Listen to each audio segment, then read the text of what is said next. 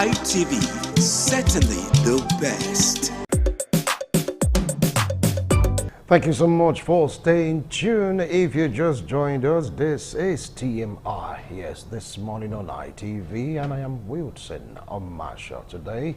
I'm just a bit loaded because we're taking a look at our own state, Edo State, and further we expand the view into what is happening in the nation, and of course the way other nations perceive our nation, Nigeria. Yes, last week, President Bola Ahmed Tinubu quickly sacked service chief and replaces them with new members, retaining some very few old members. Well, like saying it might just be because he doesn't trust the army officers, or will I say the service chiefs, or you just name it. Some are saying he's not unconnected to the rumored coup. Others are saying no, it's a case of reshuffling to get the best out of the best to handle the security situation. And there comes the question, is the sack of the service chief an act of self-preservation or a necessity? Yes. People have been talking about this, citing opinions and views that, look, if you have or heard a whiff of a coup, no mercy, take them out immediately. What I'm saying, it has nothing to do with coup. It has nothing to do with October 1 celebration. It's all about them wanting to have the military, the police, the Navy, the Air Force, all of them fine-tuned to give us a better security outfit that can combat and win. Here's the fight against insurgents. Now, what do you feel about this? My analysts definitely got to throw light on that. Well, coming down to Edo State, you might have heard about development and stride. In case you're not in Edo State, I've seen it on the social media. It's not false. It is true. The governor is working in the sense that, take a look at Edo State. It's like a construction site, roads, bridges, flyovers, agriculture, electrification, you just name it. But the governor took it a step further that is beginning to generate reactions from members of the public. The probe of past administration led by ex-governor Godwin Obaseki. You have the Mowan, of course, a Radisson Blue hotel, so to speak. And the governor has written a letter to the Edo State House of Assembly giving him permission to probe this project. Well, like asking this question, is this an act of accountability to know where to start from, where to continue from, how to add or subtract, or is just pure political vendetta? Two questions screaming for answer. Someone saying, after all, it's good for the governor to know how to really position Edo State in this investment. After all, it seems like Edo State has some percentage, but how percentage is the percentage? How big is the percentage? And how much did Edo State invest in all of this in previous administration? That is on one hand. On the other hand, is it worth probing? Why not just let sleeping dog lie? We heard about the Sumo Power situation where you have to review the amount being paid to that company because of the XYZ. You know, many things that are going on. Why not just let sleeping dog lie? That is the opinion of one particular corner. Why the other angle saying you have to probe, you have to dig in, you have to know the truth about accountability. That's what I'm saying. If you want to talk about probe, taxpayers' money will go into this probe. Why not focus on what you are doing already? You are doing greatly, Mr. Governor. Development, just develop the state. Forget about the past administration. So I say, no, every kobo spent in last administration must be accounted for. If not, heads will roll. Whose head? Anyway, my analysts definitely will look into this. Well, in course of this show, we'll be taking a look at what the papers are saying this beautiful Sunday morning. We'll take a look at headlines, yes, to get to know the ones screaming the most on the pages of the newspaper, so I can get to know what is happening in and around your environment. For you to get the full details, definitely, you have to go in depth into these papers and get the stories behind the headlines. Anyway, we go on a break. When we return, it's all about the papers. Welcome aboard TMI Sunday's edition, the first edition for the week with Wilson Omasha. Good morning. I'll be right back.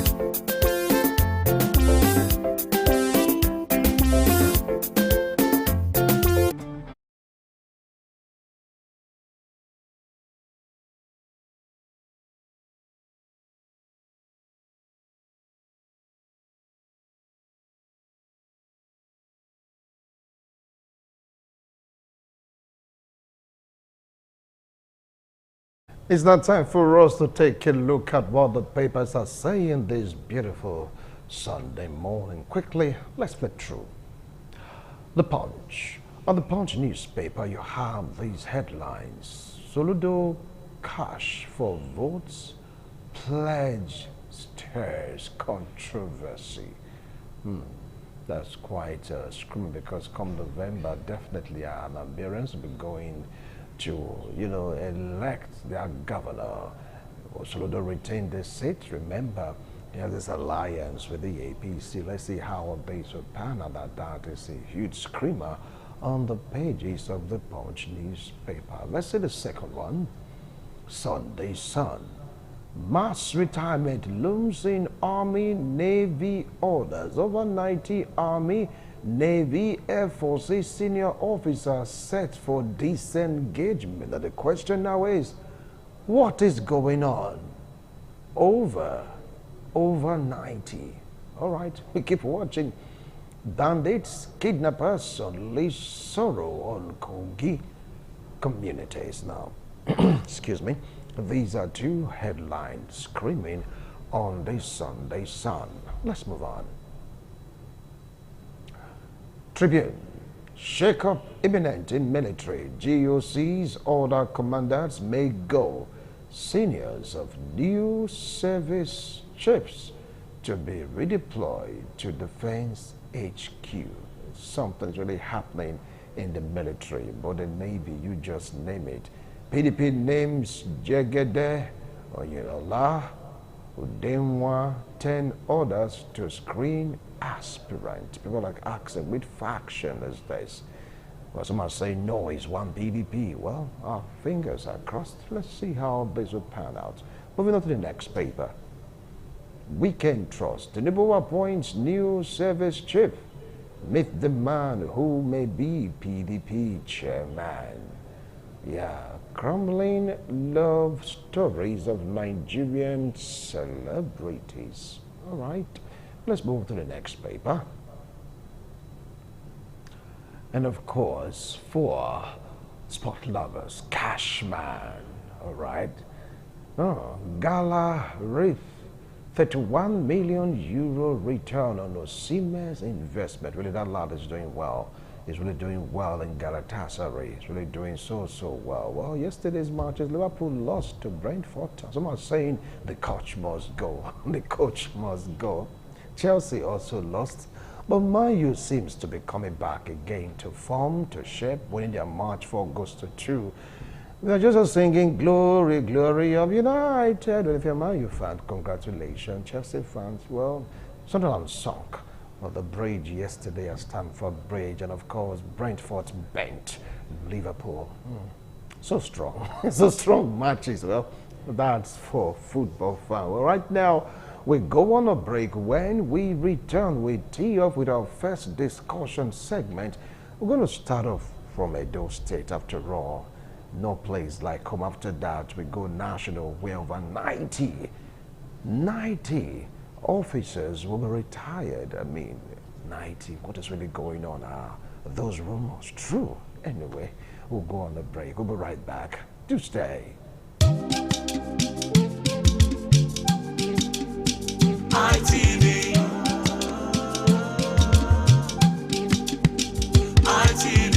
ITV, certainly the best.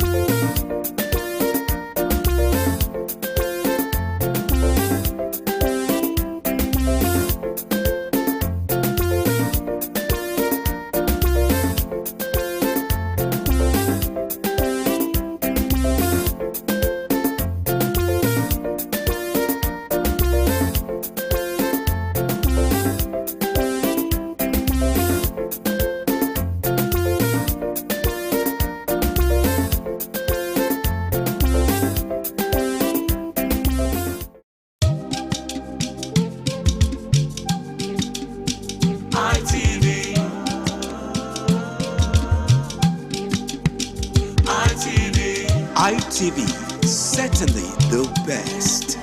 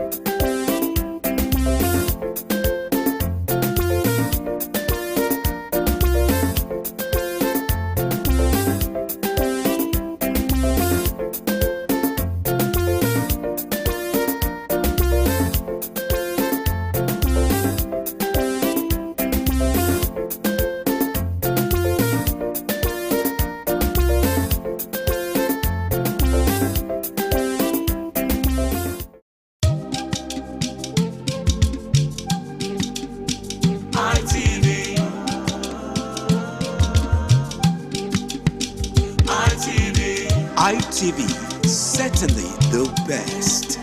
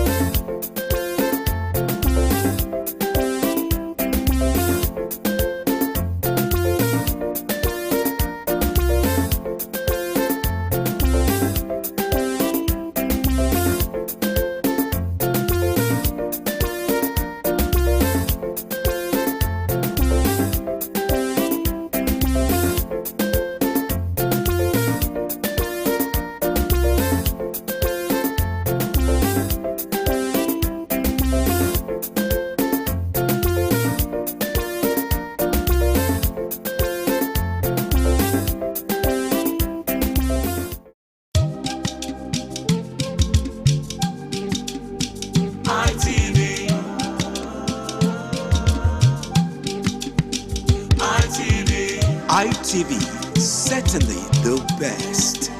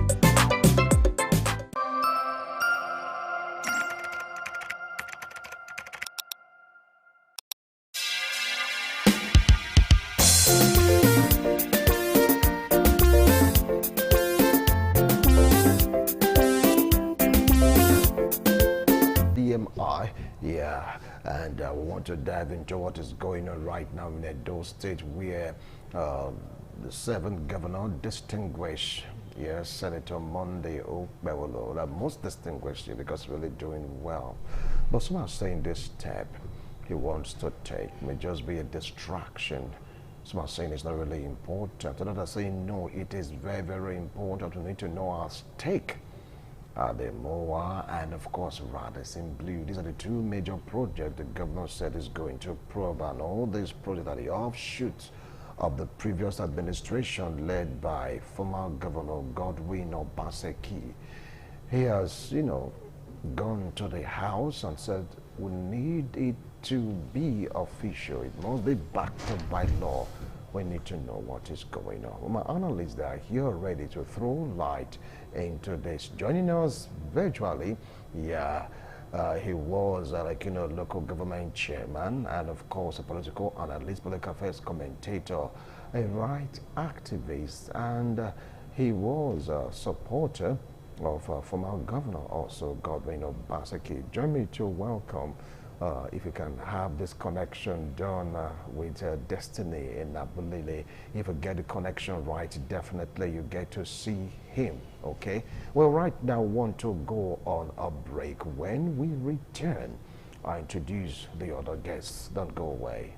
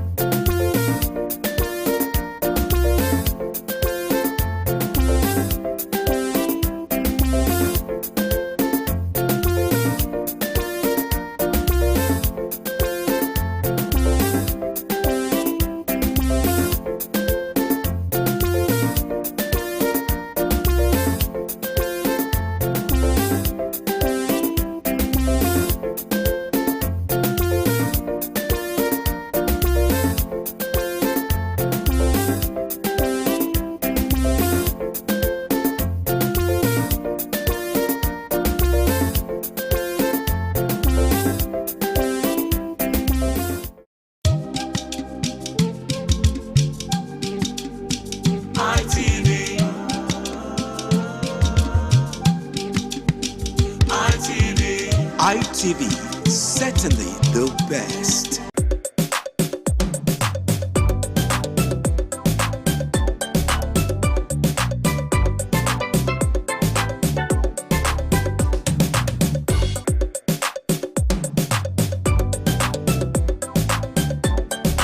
Thank you so much for staying tuned. If you just joined us, this is TMI. Well, I'll start my introduction by introducing Destiny in Abulile, political analyst, political affairs commentator, and of course, a one-time very, very active in the past administration. Comrade, it's a pleasure to have you join us this morning. Yeah, Mr. Wilson, thanks for having me. All right. Good morning, viewers. I want to appreciate management of ITV to get another opportunity. All right, thank you so much. Thank you so much, comrade. Well, with me here in the studio, I have Dr. Alari Enoma, a political analyst, political affairs commentator, and of course a medical doctor. But when you talk about politics, it's like well-grounded, in-depth into it. Doctor, it's a pleasure to have you join us this morning. Thank you very much. All right. And sitting very close to him is Alhaji Ahmed Iwaike, political analyst and Islamic scholar, political affairs commentator. When he start talking politics, I'll be like, come, Ahmed, are you for this government or against this government? Because he speaks in the way he sees. It's just like Okoro Saho Baraye. He'd be like, I'm a party man, but and when the bot comes in, you get to know the reason why he's talking about the bot. Thank you so much for joining us. Thank you, Mr. Wixie. Good morning, viewers at home. My leader, Honorable Destiny, nice seeing you again. All right, before we delve into the show, I want us to have a look at this report. Take a listen. We'll be right back.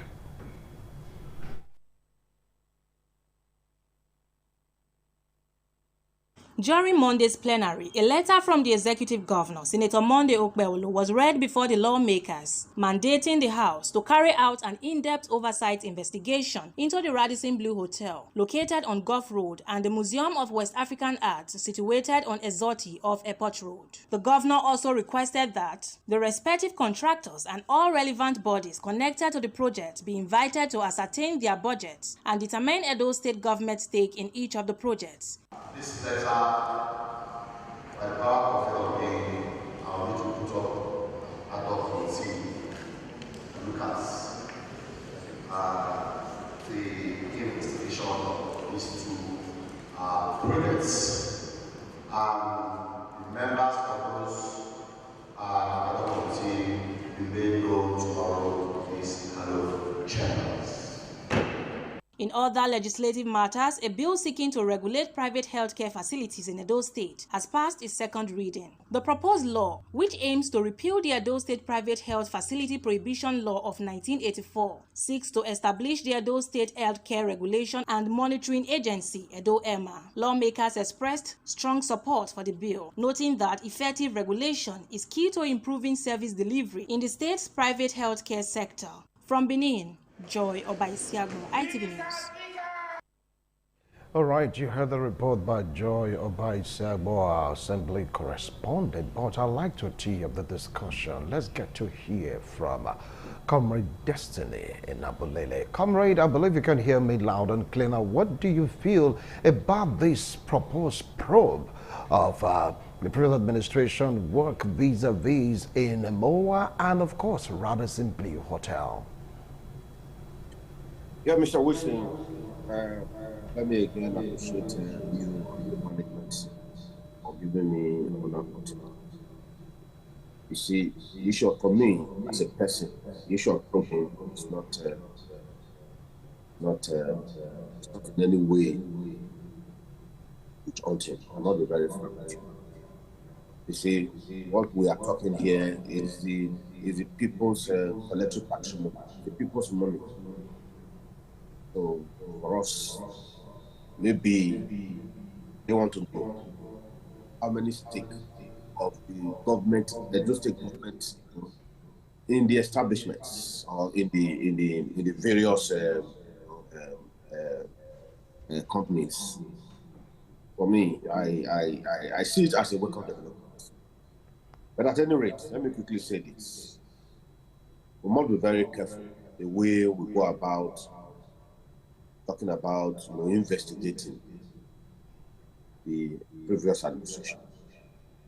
We all know that the previous administration did incredibly well across the facet of governance in those states, in education, health, just name them. Yeah, as a human being, as a structure and an establishment, human wants an initiative. That is why we voting, or rather, they voted in another government or governor who is not in stand of leadership. I would have appreciating to start from where the previous administration stopped, rather than trying to waste taxpayers in going after what is not there. Perhaps what is there's something that is looking for, but it's not there. I'm not very frank with you. You see, I'm happy that he's taking this whole issue back to the Edo State House of Assembly. You ask me, why am I happy? I'm happy that the House of Assembly, although not this present 8th Assembly, it was the 7th Assembly, perhaps the 6th Assembly. They were all there. Why the governor of former governor Godwin Obaseki initiated these projects. It were. So for us, before a governor should initiate a project, the assembly has the duty to look at line by line by way of crossing the T's and dotting the I's. So perhaps, not perhaps, they approved the projects. So for me, whether the 6th Assembly or the 7th Assembly, they should have something that they handed over either to the 7th Assembly or to the 8th Assembly. That's okay. This is what we know about these projects. So for me, I'm happy that it's taking it to the House of Assembly to enable them, look at it, without any bias. I don't know. I wouldn't want to preempt them. I know for sure that they will not betray the confidence reposed in them by the Edo people, because they have been there. Though not this present assembly, not the present 8th assembly. The assemblies have been there consistently by way of, because before you initiate a project, you must pass through the legislation. So for us, they have a handover note that they know what that the stake of the state government in these various projects. So for me, I want to leave it here now that let the governor, with utmost humility, concentrate more energy on this administration. It's almost a year now. With utmost humility and simplicity, I cannot, for one, see for the past 1 year what they have initiated, or rather what they are doing, rather than they're saying that the governor, since the inception of this administration, the former governor has not visited. I don't know when it has become a sin, or perhaps the law he has violated for not visiting Edo. So for me, they should concentrate on things that are more, profiting and beneficial to the average Edo people. All right. I'll come back to you, comrade. Well, you heard them. He said it's a welcome development. That even if you want to probe, you're looking for something that is not there, vis-a-vis, saying it's a wise goose chase. Let me start off with Doc. What do you feel about this comment? Well, for me, I partially agree with him, and also to some extent also disagree with him. I agree with him, at least to some extent. He has accepted that the probe is the right decision. Like he said when he started talking, he said this money is a collective patrimony of Edo people, the taxpayers' money. So if the government says that this money, this Edo people's money that was voted in for this and this project, they want the State House of Assembly to look into it. I mean, the right step in the right direction. But where I also disagree with him is where he now says that he would have preferred, or he advised that the governor should focus on his own administration. I mean, there's no focus on administration without accountability. And I think that this is a right step. It should be looked into, because even apart from the fact that we hear very bogus amount of money I was voted in for this project, and in turn hearing the return or the percentage that is meant for Edo people. But I think that's for the House of Assembly to determine. But personally, even from my own end, I think even that project is a misplaced priority, because there are so many things to be done that have invested so much billions into MUA and Radisson Blues. That does not directly affect Edo people, the very common man, those rural dwellers, the farmers in the villages. How does that have an impact on the education of their children, on the health of their children, or those sick ones that can't access proper health care in our rural areas? So for me, and to also correct the last impression for what he said, that the governor has not really done much in the last 1 year, talking about how they have said about the care of office. For me, the governor is doing massively well in terms of infrastructure in all areas. So it is a right step in the right direction to look into this MOA project. But however, I also agree with him where he talked about the transparency of the process. So I think the House of Assembly has to be very, very, very careful so as to make this, the aim is accountability and not a witch hunt. So we have to be very, very careful because public opinion matters a lot, and there should be laid down terms, clear terms, on how they intend to go about these investigations and what they want to do. So that it will be very clear. Now, one, there's public trust in the process. I'm very sure the aim at the end of the day is to ensure that the money was well utilized, and if not properly utilized, refunds should be made. So I think the aim should be, we should work towards achieving our aim with accountability and not witch hunt, political witch hunt. Thank you. Right, you talked about refund. Who is going to refund what and who? Anyway, we'll come to that. Alhaji Ahmed, over now to you. You've heard both speakers have spoken well. Doc agreed to some extent what Comrade and Amunade talked about in some other stance. He said, no, he doesn't agree. But take a look at the situation right now. Well, according to some persons, First administration didn't do badly by saying MOA and of course Radisson Blu. So why would you want to investigate? Some are saying this is a political witch hunt because to them it doesn't make sense. Thank you, Mr. Wixon. My leader, Comrade Inaboyele, has spoken well regarding this issue, and I was very happy when he said the probe is a welcome development. They are very free to probe for a level of transparency, which is the key. Because if, for example, now, as you have been managing your studio very well, and somebody now comes and says, let me, probe Wixon for the way he has managed the studio for the past 3 months. I think if you have done well, you won't be scared for somebody to come and be, ask you are welcome, please come and praise. It's only when you have skeleton in your cupboard, you now be like, Dodger, why have I not been doing well? Why must you put up problem? Because you know you are hiding something. But I believe the past administration of Godwin Obaseki, to some extent, when it comes to dotting the I's and crossing the T's, I know they were very good as far as that aspect is concerned. Then the aspect he also noted again that this project was never executed in isolation, that the House of Assemblies are part and parcel of this whole thing because it must come through them before a final approval was given. So now the angle and the area that they are actually looking for, like the stake of the Edo state government inside these old billions that were invested. This same House of Assembly that are wearing Agbadana that wants to probe, were they not aware of this stake as at that time, that this stake is too small for a state government, having investing our own money, the soil belongs to us, the land.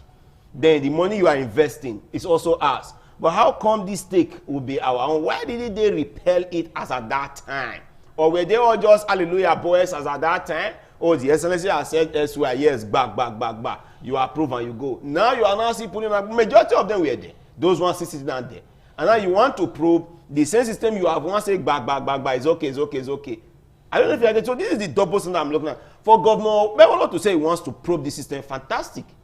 Because when I listened or read some articles and look at it, that the stake of Edo State in these two projects, to me, it was too very small compared to what was invested in. I can't use my money to invest in a particular project. You're telling me, I mean, after investing this XYZ billion, but your own stake at the end of the whole thing is 20%, for example, and I own the land, I own the money invested, and my own stake is 20%. I don't get the logic.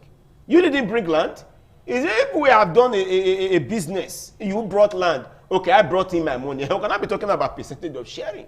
I owns the land, I also owns the money, but my stake is 20%. To me, and maybe I am still growing. I don't really know much about statistics. I don't really know much about investment. And maybe with that, I should be speaking like a layman. So for those who understand investment very well, don't be annoyed that I'm talking like this, because I don't know much about investment. But with my layman thinking, that is absurd. So they should really probe into that matter very well. And when you spoke about who is to return funds, yeah, the contractor should return funds.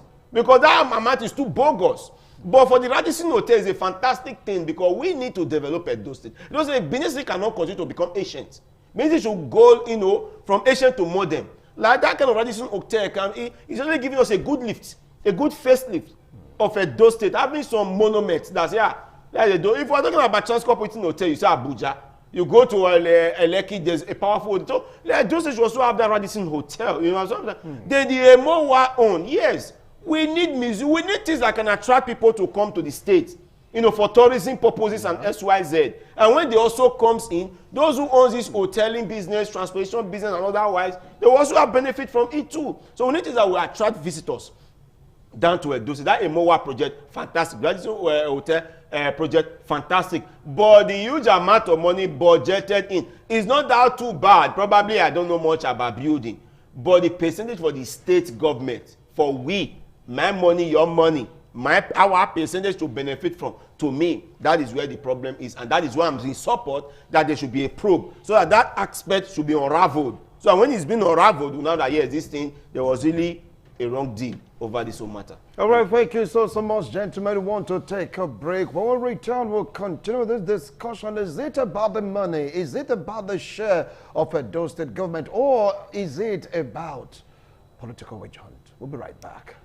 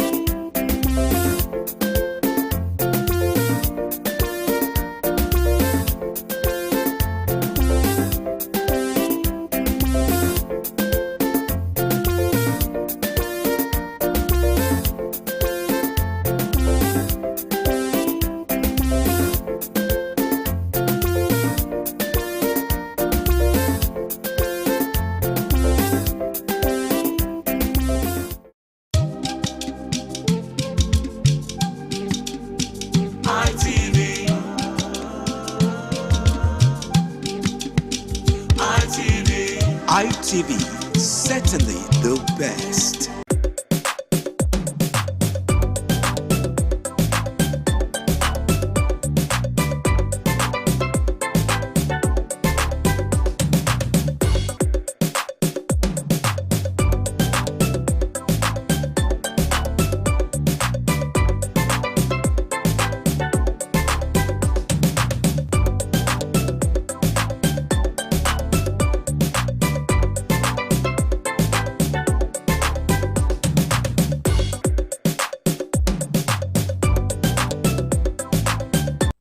Thank you so much for staying tuned. If you just joined us, this is TMI. It's all about the probe of past administration by the present administration led by most distinguished Senator Monday Okpewolo, saying that he wants to really know what happened, what went down, some of these contracts. He mentioned Radisson Blue Hotel and, of course, the Moa Museum. Anyway, let's move straight down to Destiny in Abulele.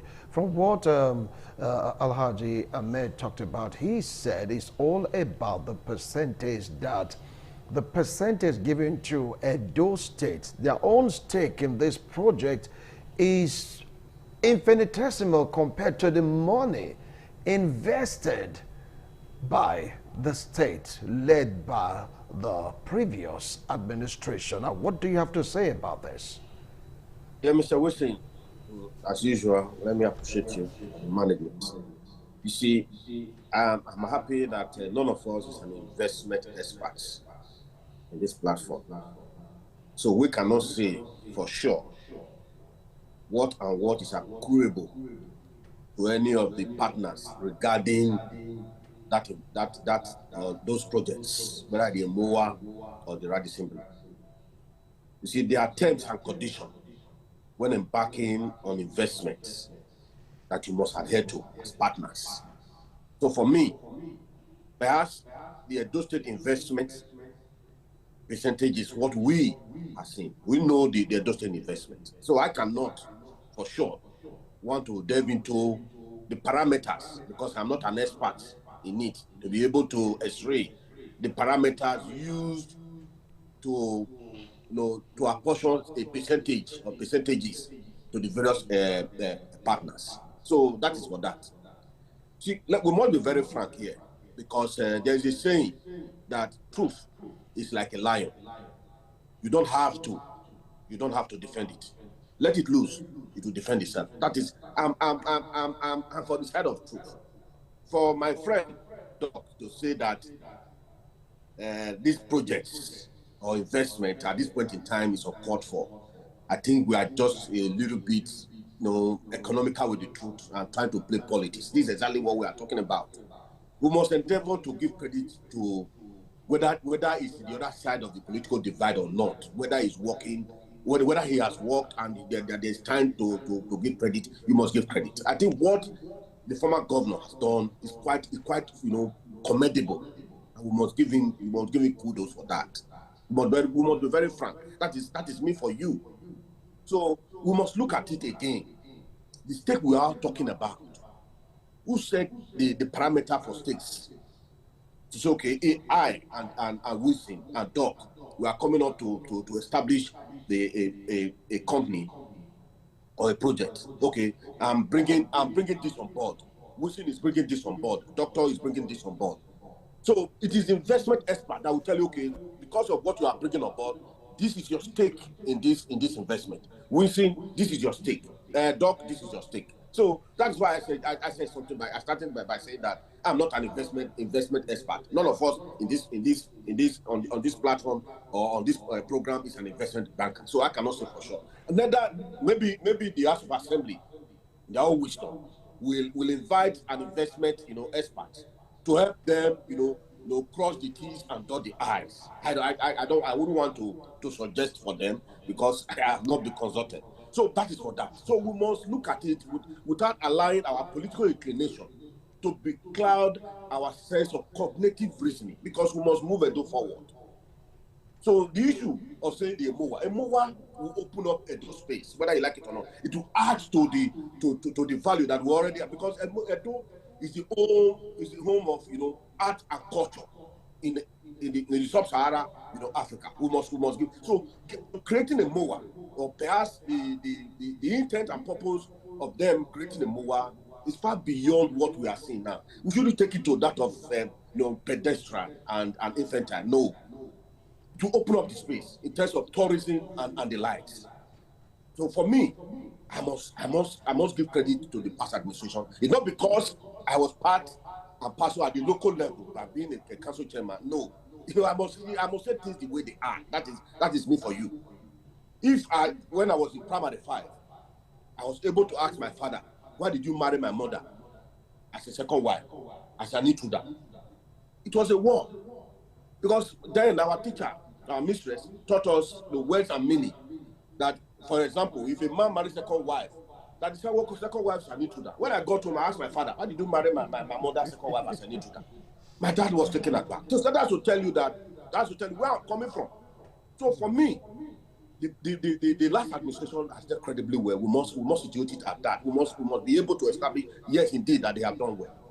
And going forward, I'm not saying, as I have said earlier, I'm not saying that they should jettison the issue of probing, but they must be very professional, and they should not allow their political association to utter their very sincere investigation. That is my point this morning. I'm appealing to the Edo State House of Assembly. But at any rate, all these whole projects, it was channeled to, as I said earlier, through the House of Assembly. They cannot say that for sure that they are not aware that there is a problem. So for me, I want to appeal again to the House of Assembly, because my issue this morning, it is the House. I don't have any business with the Edo State House of Assembly, but now the ball is now in the doorstep of the Edo State House of Assembly. So they must do it. I know the men we have there. The men we have there, they are men of certain integrity. Use the words, please underline, of certain integrity. Until the final, interrogation of the process, then we cannot say for sure whether indeed they are men of certain integrity. So, you made mention of, I think I've dealt with the issue raised by my friend and by my friend. So, for us as Edo people, we must keep our eyes open. I've been able to question any government. Now we have, I said something earlier, and my friend Doc said that the present administration is doing incredibly well. We must. I think it's one of those that is fulfilling the Senator Mode Okpewolo as that his 8 months has superseded that of 8 years. It's one of those. I think we must learn to take, whenever we are opportune to be close to men in power, we must endeavor to tell them the truth. All right. Because it's only the truth that will set us free. And there's equally a saying that we must not feel no guilt in trying to do what is right. Because the enemy is the silence. The enemy is the silence. We must not feel. So my Doc this morning, I want to appeal to you that the 8 months or 10 months or 11 months or a year of this present administration has not superseded that of the 8 years of the former governor. We'll come to that. We'll come to that, Comrade. We'll come to that. Talking about 8 months versus 8 years. That's another talk for another day. Well, Doc, let me come to you. It's like the House of Assembly is at the middle of this, because like what you rightly said, Ahmed, and of course, Doc, and it was like, portrayed and stressed so powerfully by Comrade Destiny and Abolide that it was the member of this same house that signed and agreed to the proposal of the MO1, of course, Radisson Hotel.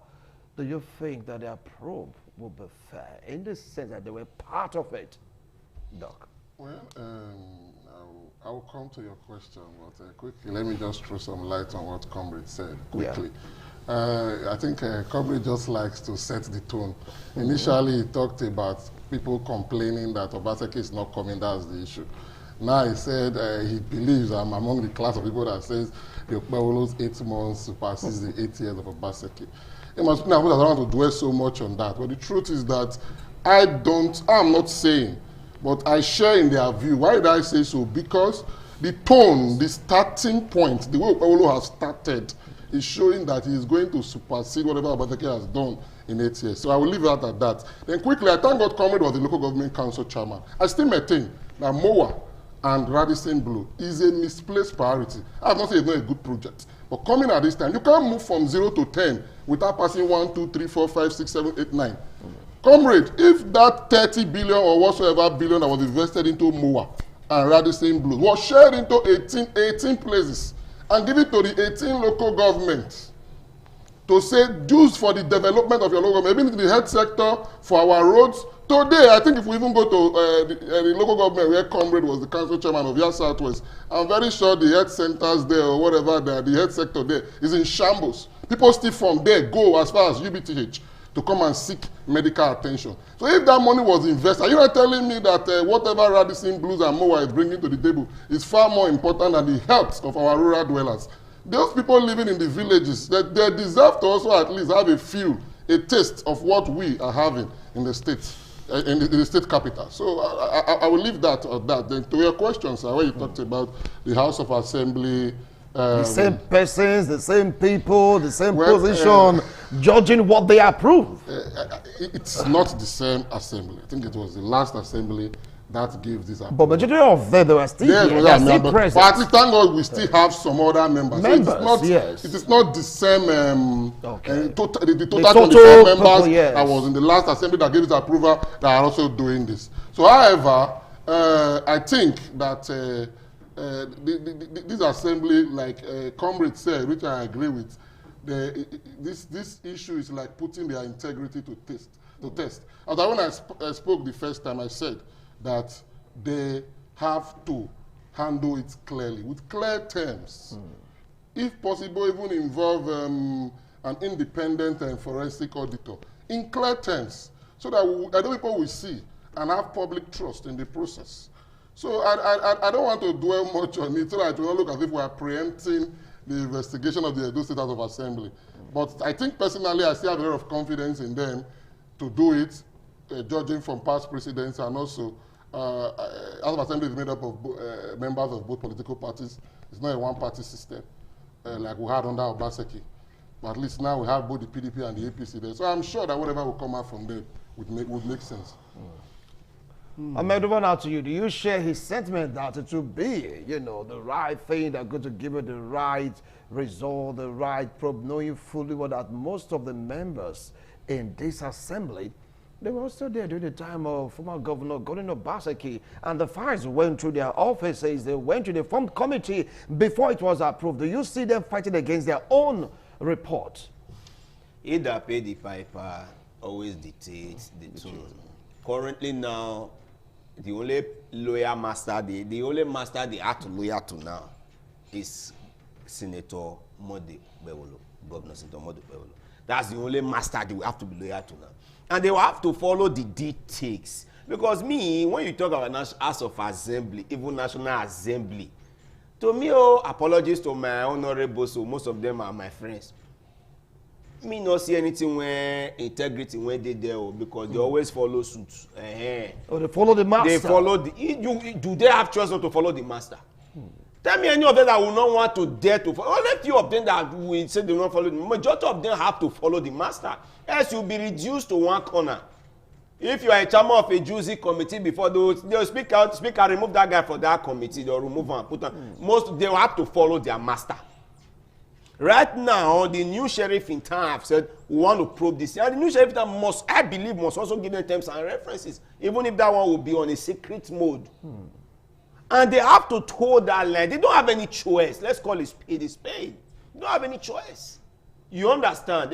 That is one corner. But secondly, the probing of these two projects is laudable. I am in 100% support. No half-baked over this issue. 100%. They should probe it. Then the angle, I also believe, I am not in the governor's mind. I don't even know why the governor said they should probe. But I'm foreseeing that probably the angle is that Edo State stake. And if it's on that ground, 100% they should probe them. That stake is too small. How come about this agreement? Those of them that claim they were in the last House of Assembly, and you are also here now, that was then, you are a new man now. Some of them may be there as PDP. But now I believe some of them are already in PDP because they are also the same person always changing labels. So at that time you were there, probably your label was PDP. Now your label is now APC, do the right thing. And if as at that time your label was APC, now your label is PDP, do the right thing. Probe this thing properly and let us get it out. If this is Edo State money, it will benefit all of us. The project should continue. It should not be stopped. Even if it's not up to 100% completion, the current government, I'm appealing, Governor Senator Modu, please complete the project because it's going to be beneficial to Edo State. But then it should be probed. If it means the current contractor have to refund some money to us, we will accept it. If it has to be that, okay, the percentage to be jacked up, we will also accept it. If holistically should just become Edo State property, not even individual having interest. Individual, wherever you have invested in this thing, will pay you off. Let it be Edo State purely thing. We don't need the PPP over this matter. No. Let it be purely Edo State. So wherever every other person have invested, wherever company A, company B, investor A, investor B have invested in this thing, after the whole investigation, Edo State government should pay them off and let the project become 100% Edo State. So that the full revenue comes in, the employers are us, then by so doing we will benefit from it. We let Jane just remove all those other people and let it be purely Edo State thing. So by so doing, we have a headway. So the probing is laudable. Let them probe it judiciously and let us see the I's and the T's that were not dotted, and then let us know the way forward. It's not witch hunting as far as I'm concerned. So let the Honorable Speaker, Blessing Agbebakun, live up to expectation.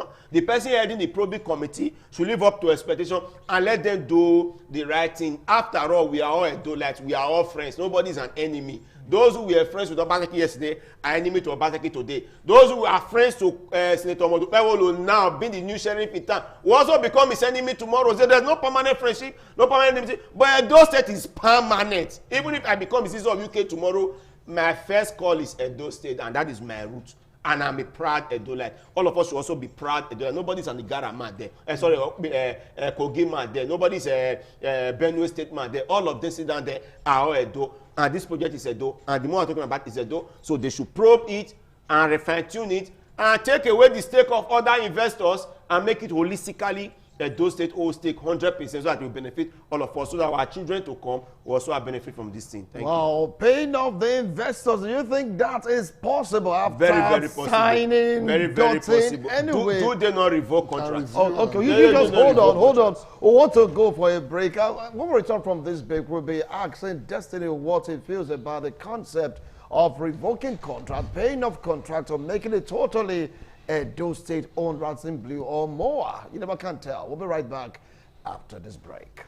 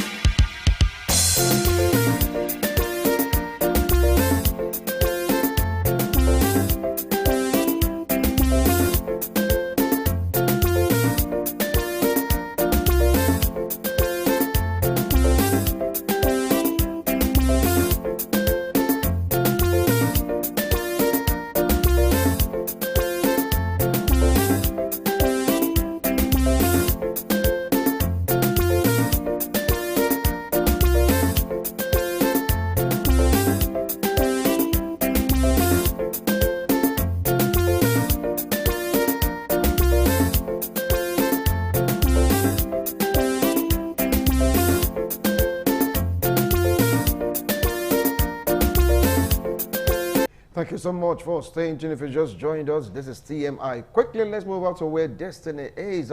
Now, you heard the conclusion of Ahmed Ewaike. He said there should be a revocation if the need calls for rates. Talking about paying off investors, making it totally Edo State stake in these two major projects that is like, forming this kind of contentious stake in Edo State. Now, what do you have to say about that? We see, I said earlier, we must feel no guilt in doing what we have to do. Because in the end, we'll be remembered for not the words of our enemy, but the silence of our friends. The bottom line here is the silence.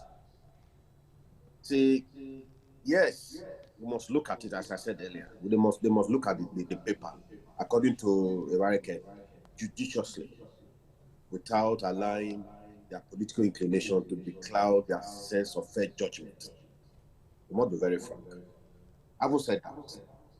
You see, it's not easy, as they put it, because the said investment of projects, it is PPP, public-private, partnership. So you must look at the various, stakes or the various investments coming from the other angle or from the other quarters that make up that project. I'm happy that, of a truth, they've excluded the Osiomo, because the news in the street before now was the Osiomo, and to some extent, from what we have gathered, that the Osiomo have been somehow frustrated to a certain level. You see, Doc said something earlier that while I was the council chairman, I remember very vividly that we invested on, building a CBT center. We were using our IGR before the COVID, setting. That's what slowed down that project. Where, we play host to, I don't want to say certain, companies that whenever they want to do their recruitment or tests, they can, with little stipend, pay and use the facility. Like, in the whole of that Southwest, we don't have a CBT center. We're trying to say, okay, kind of investment for the council where they can be generating money at every, interval. We invested on that. But it was, we decided to set aside our IGR, because when I came aboard, our IGR was about 1.9, or let me say, but it's not up to 2 million. But when I came aboard, we were able to raise it to about 5 point something. So we said, okay, this IGR Monday, we're going to channel it to us, and to a certain percentage, reasonable percentage, about 75 or 80%, almost near completion, just the fittings and the equipment. I haven't said that. You see, just yanking off the other investors, you are calling for a legal tussle. Yanking off the other investors, you are calling for a legal tussle. It's not that easy as what we think. Well, I wouldn't want us to not make the various projects an abandoned projects. But if we decide to take that route, that project or the projects will become an abandoned project, because we're going to have some, the litigations left, right, center. As I have said earlier, we must look at it very dispassionately for the interest, as all of us in the studio have said, for the interest of the common Edo people. That is it. Because the interest of coming up with these projects, it is for the interest of the average Edo people. So we must not deviate from this route. We must still, maintain and sustain, so that at the end of the day, Edo people will be better for it. So for me, as I have said, let me quickly say this again.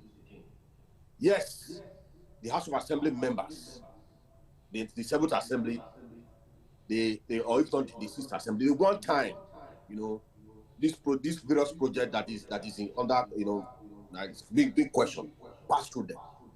They must go back and look at the documents originating these projects, by way of knowing the intent and purpose of these projects, so that they can be better informed and in advising the executive appropriately. So they should, as I've said, my own is, I keep on hammering on it, they should not allow as put it by American Justice, that you pays the piper, dictates the tune. That should not be in this case, because this one, it is very, very delicate to the sensibility of the Edo people and this government. So please, they should not allow their who pays the piper, dictates the tune affect these projects. Otherwise, it is us, the average Edo people, that will bear the problem, because a lot of Edo money has been, slumped into this project.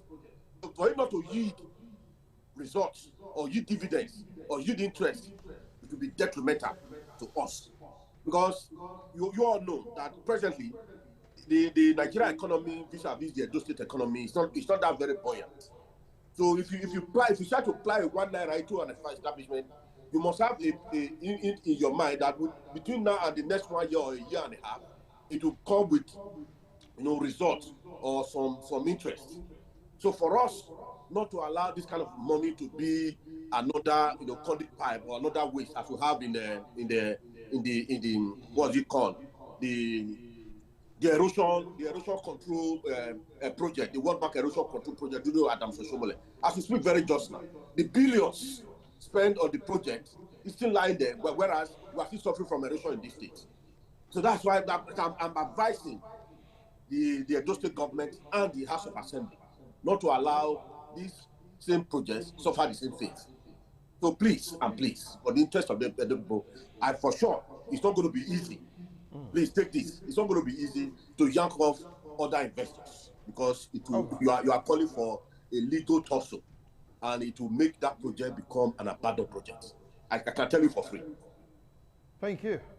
Thank you so much, Komoto. You just raised a very strong point, frustrating the project, making it an abandoned project, saying that if you want to cut off investors, it might lead to litigation rather, that will not lead to the abandonment of the project. Why some are accusing the Edo State government that seems to be the key or the card they want to play to frustrate the project of Emowa and, of course, Radisson Blu Hotel, to make it an abandoned project. What do you feel about this allegation? Well, actually, I totally disagree on that allegation, but although I share in the thoughts of Comrade that truthfully, if you want to try to totally yank off the other investors out of the project, it's not going to be something easy, but it's doable. It's possible. After all, I can remember vividly when Distinguished Senator Monday Paulo came into office as governor. Within the first 1 month of his administration, I'm very sure there was some PPP arrangement made by the previous Governor Godwin Obaseki that within just a government directive, just government order, it was called off, like the Edo Specialist Hospital that was being run by this public-private partnership that is not totally government and a government establishment. And so it is doable. But however, to not come to the allegation, like you said, I totally disagree on that allegation, and I say it is false, because if the government had wanted to do that, they could have as well as just given a decree and say, this, for this reason, let it be like this. Let all investors stay with them and go into litigations about them project. But with the tone of the governor, by asking the Edo State House of Assembly to investigate, which is the proper thing to do, I think the governor has seen or might have agreed that, oh, this project, well, let's see how it can work, but it has to work well. It's not about working. It has to work well. So how can it work well? Is the wisdom of the governor. So, okay, this House of Assembly made up of members of the 24 constituencies from all across the state. You look into it and take a decision on what is lacking, what should be done, and what should be corrected. But if there is a way possible, which there's nothing impossible, I agree with my very learned friend beside me here, that Edo State government should take full ownership of those projects, because that way it will be 100% beneficial to Edo people and our yet unborn generations. Thank you. All right, taking full charge. You've heard the stories of government establishment not living up to expectation. That is all one hand. And the second, I don't feel that the government of the day want to frustrate the MOA and, of course, the Radisson Hotel. I'm going to ask you the same question, because from what Destiny said, that might be the feelers making the rounds that is like a State government want to frustrate it because it wasn't the one that started it. Hence the probe. No. I disagree, because if the governor wants to frustrate the both projects, definitely the state still have their part they are paying for the contract. All you simply do is to withdraw that your part. Okay, then, there's no money for now, we wait. There's no money for now, we wait. There's no money for now, we wait. 3-4 years go past now. That is, it can systematically do that. Because definitely with that project we are talking about, Edo State government have a stake in terms of funding. Another aspect Edo State government is doing. If they want to, if him as a governor want to say, when the contractor comes for the Edo State government parts, he is the one to release now. He will tell you at this very moment, I am employing another 5,000 teachers. I have budget to do. Okay, at this moment, I want to tie the road to Ugoni Ekore because there's no road to my village.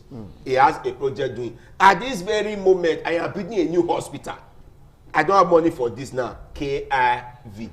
Maybe the project will remain. If the government want to force it, that one is systematic. It will not even bother about reviewing budget. It will systematically kill it. Without bringing his own part. And you will go ahead and do your own part if you so wish. I don't know if you so that is for that. I don't think the government have the intent to kill the project. The other project the previous administrator started, or the governor has come and is doing well by trying to complete some of them and even using some of them without even trying to like 100% abandon them. Because unlike what usually happened before, when the previous government do something up to even 95% completion, when the new government comes, they will not even venture to complete the 5%. They will leave it abandoned. It has always been like that. Like our current secretariat that we're celebrating Governor Obaseki for, they were the project of a Brigadier General Ogbemudia. Other administration came, they abandoned the whole entire thing. You know, not until Oshomole came and renovated 1 inch of it before Baraki came and did the other part of it. But in this case, people have always tried his possible best to see that every project of Obaseki, he continues them. And I give him kudos for that. Because both of them didn't come from the same platform. It was a bitter rivalry. It was not like a successor handing over to a predecessor handing over to the successor, not like that. But he's continuing them, appreciating for them. This probe right now, I believe he has the intent to show that this project should be completed. But I am not comfortable with this agreement. To me, the agreement is to I don't know the kind of English to use. I don't come and look as if I'm pouring insult on some learning the personalities who did that job. You understand? So he knew that this thing is not workable. Let us review this thing so that if at all we have to put in our money, it should be reviewed so that when we are putting our money, we should be able to beat our chest that yes, we are doing the right thing. And I guess that is where the governor is going to. And I'm in support of him. The committee that our Honorable Speaker, Blessing Ogbebakun, have referred this thing to, who will be glad to know the chairman of that committee? Who will be glad to know the members of those committees? So that we at our own level, with our own NGO, we can also monitor them as well. Can also fund them with information if that case should be. And we can also raise alarm if there's a red flags over this whole issue. So that this thing should be done without hunting anybody.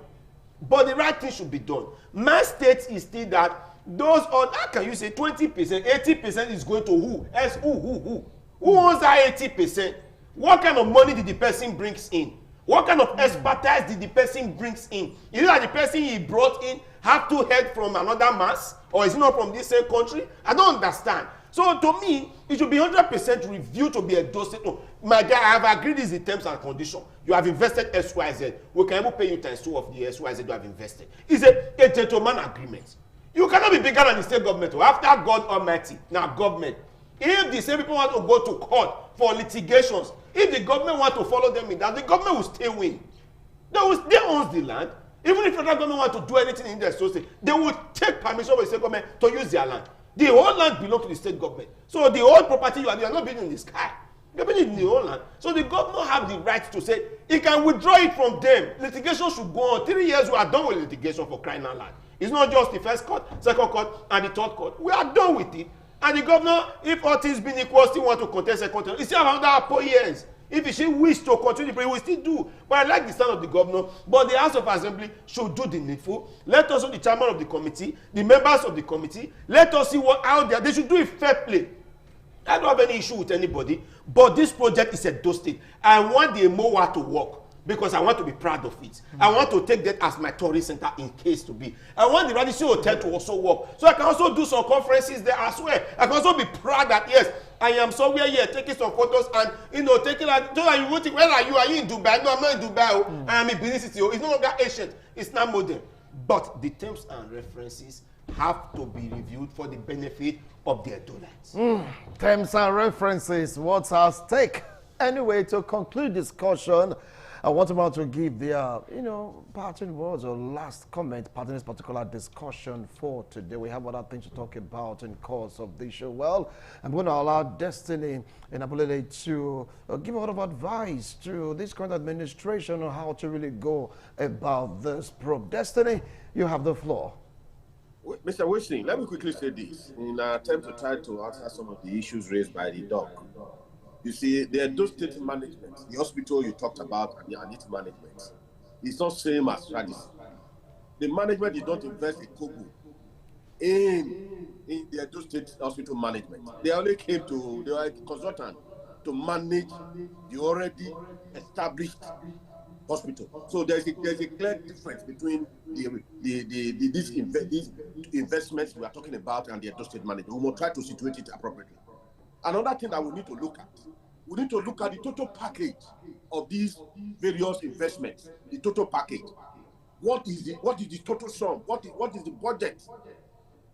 How much is the Edo State investing? We need to know. How much is the other partners or other investors? Are they investing? Before we cannot talk about the parameters for sharing or perhaps the various stakes. So that is my own. For me now, it's just as if we are just trying to, let me reserve that. See, we must try to look at all these things before we cannot say, okay, let's yank off completely the various, the other investors.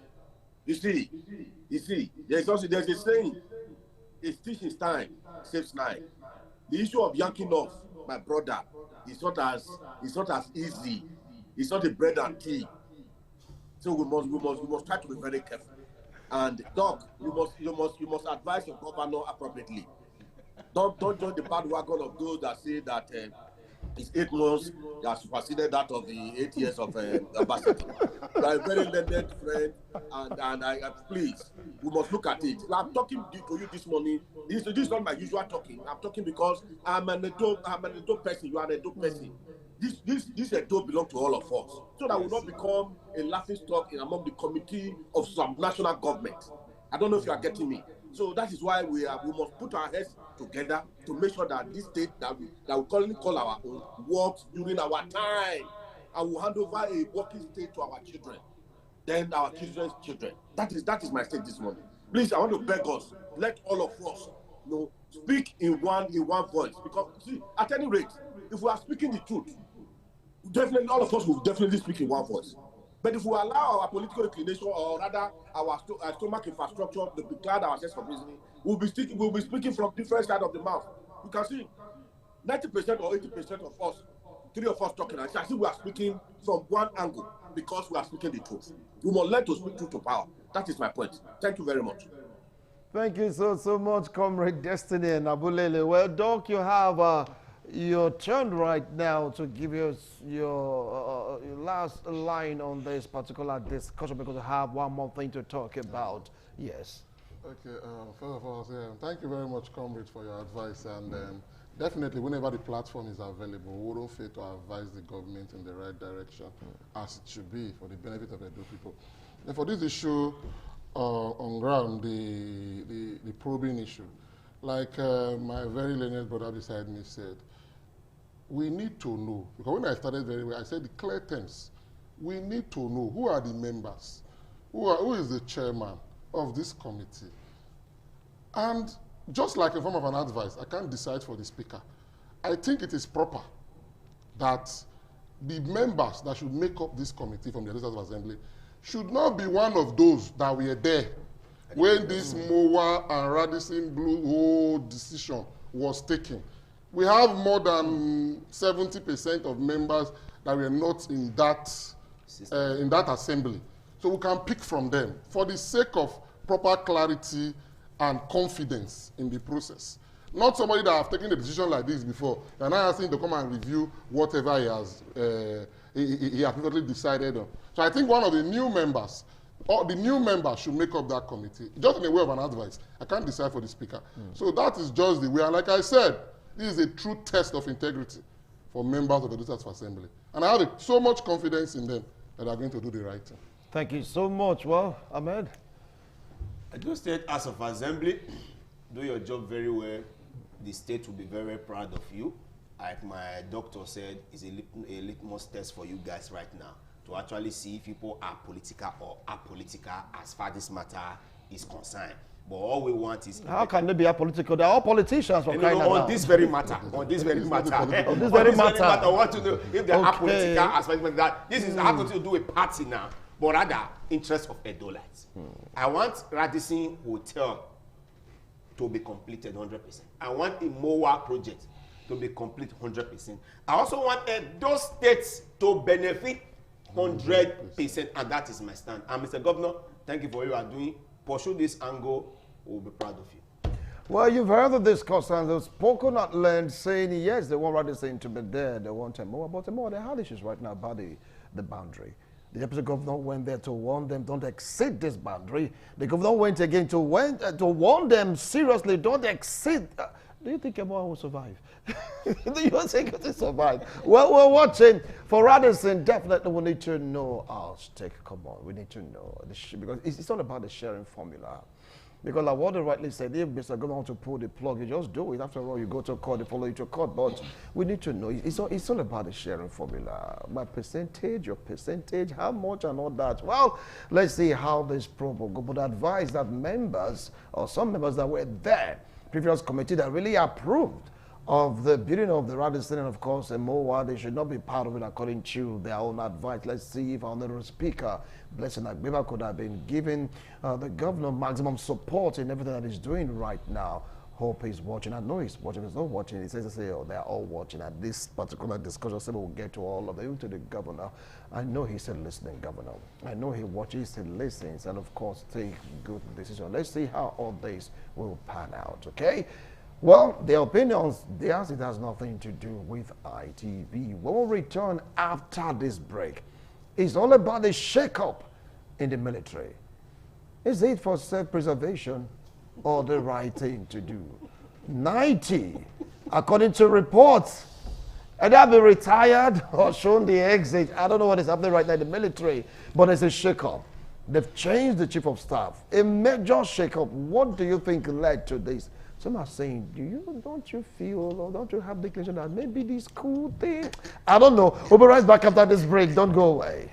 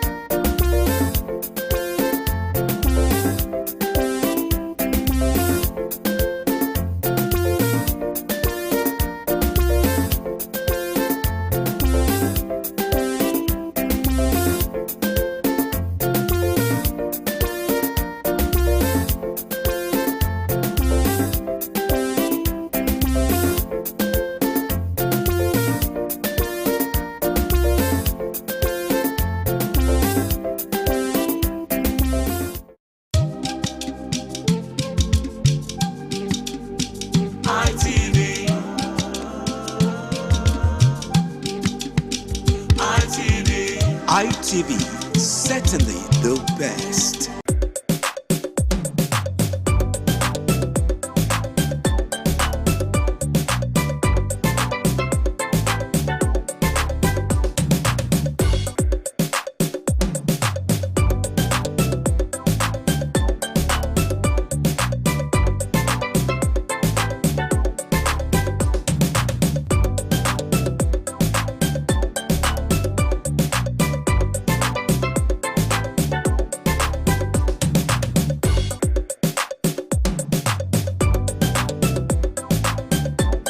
you so much for staying tuned. If you just joined us, this is TMI reaching you live from Benin City, Edo State, Nigeria. Right now, with David Chu, yes, there is shuffling of the service chief.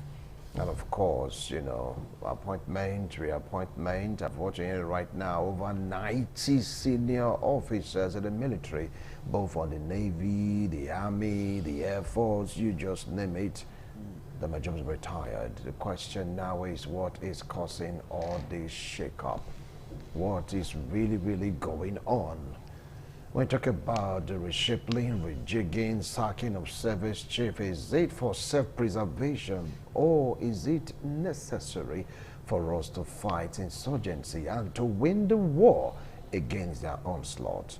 I still have my guest with me in the studio, and of course I still have Destiny Nabulele joining us virtually. Okay, Destiny, if you can establish contact, definitely we'll get to, like, you know, have him join us. Okay. All right, I still have my two guests here in the studio. Well, as it stands, right, and it's a major shake-up in the military. Nobody is doubting that. We are seeing it. We are listening to it sound. We're beginning to see action taken by this present administration from the federal level saying, enough is enough. We need result. Now, what do you think led to all of this, Ahmed? Let me start with you, Ahmed. All right, thank you, Mr. Wixon. Viewers, thank you for still standing by. Yes, they said once a fowl sees that, a bird sees that they are roasting fowl, you see the bird will not be happy because he sees that fowl being roasted, almost looking like him. One day, they will also roast him as well. And when you look at the neighboring country called neighboring countries to Nigeria, Niger, Burkina Faso, Mali, as the case may be, you see the military coup have already taken place in these countries. And you now see Nigeria as a country. There's even a report that says in every minute 11 Nigerians you know, let me use the word migrated now, are downgraded to the abject poverty level. You now see that people are suffering, people are crying, and the banditry issues are being increasing to the extent kidnappers will record you know, even a victim and place it online, and the victim will be begging that they should come and rescue him or her, and same victim will be rescued, and that same money demanded by the kidnappers will actually still be paid, and yet those kidnappers will not be traced. And with all these abnormalities happening, and the president is sitting, the president should know that he is the next target. So because of that, and who are those that are in the helm of affairs that is leading, that may lead to all this kind of decision, are the security chiefs. And one of the fear is that coup d'etat should not take place. And because there were rumors of recently that there was a coup d'etat planning, there was a planned coup d'etat, but that was, you know, leaked kind of, I wouldn't know. So the president now removing these service chiefs, to me, I'm looking at that, is not unconnected to that of the coup d'etat rumor that was earlier, you know, announced. But GSQ said there's nothing like that. Yes. They say there's nothing like that. They quite agree, because coup d'etat can never be broadcasted, can never be a parliament meeting that we get whole meeting for social place. And a coup d'etat, if it leaks from the military rules, all of them involved are to be killed. So it's a very coded meeting that once you only see it being taking place when it's, you know, being executed.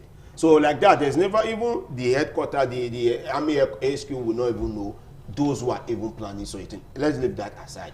With insecurity happening in this country, like of recently, our Edolite lady that was begging on air 20 million naira bail ransom. Yesterday I was so glad and happy.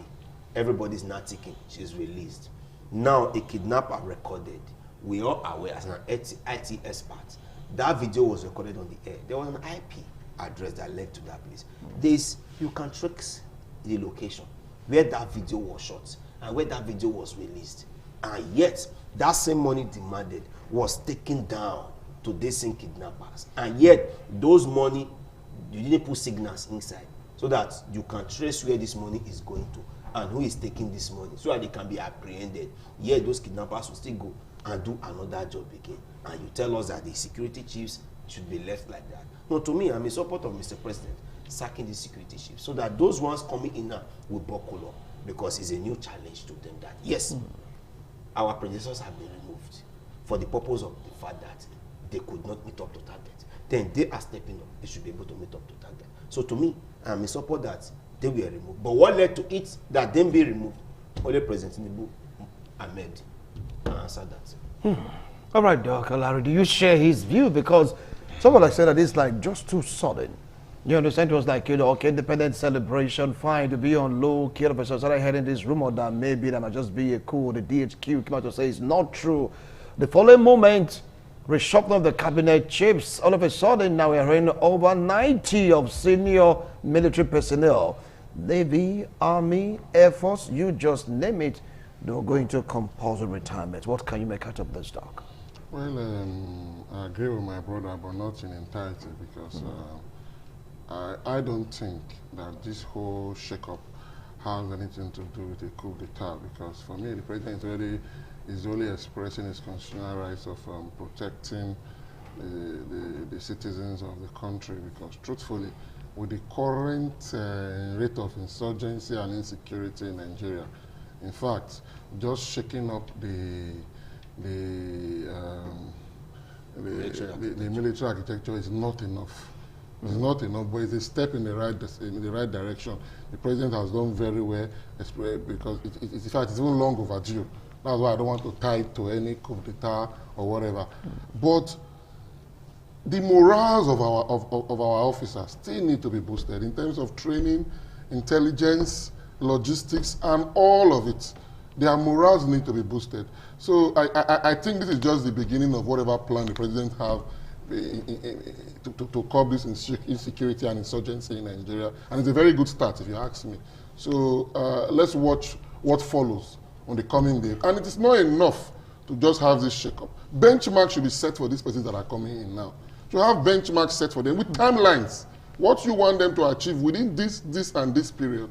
So it should not be business as usual. And give them all the support and all whatever they need to achieve this benchmark and timelines. Not enough to say, go and do this. Give them whatever they need to achieve it. And I think before you know, the issue of insecurity and insurgency in Nigeria will be reduced to the barest minimum. All right, now let's take a look at what is really going on. Over 90 been asked to retire. Some are saying that that might not be the solution. And some are suggesting that we should go and hire machinery as being done on other climes to fight insurgency. That may just give us an edge, because these guys, the more you kill them, they go replenish their ranks and they are back again. And I'm going to trade that spread two things. So what do you feel about our concept of going out there to hire machinery to fight these insurgents? No, I disagree with that, we should go and hire machineries for us to fight insurgents. My brother, these insurgents, like I said, a kidnapper recording, the same way these bandits were doing, they will also record their victims. And they will be like, my brother, they know where these people are. They know who they are. The willpower to attack them is what they don't have. So not necessarily meaning we should go and hire machineries. No, we have them. Did they tell you the Nigerian Army have they told you that they are short of manpower? Or the Navy have they told you they are short of manpower? Or is it the Air Force have they told you they are short of manpower? The veterans who are still there, still strong, did they tell you they are not ready to go back to war if they are being called upon? So to me, I don't get hiring mercenaries. What we need or what they need is the willpower to say, we don't care whose ass is gone. Go after these people and get them. And that's awesome. And once that is proclaimed, they will go after them. They will get them and they will dislodge them. Because this thing is just that there are bigger powers behind all these people. That is what I think. That is why it's becoming very difficult for our armies, our military generally, to tackle all these people. And our military generally are the ones suffering it. Like as you rightly said, they need logistics. They need more training. They need intelligence.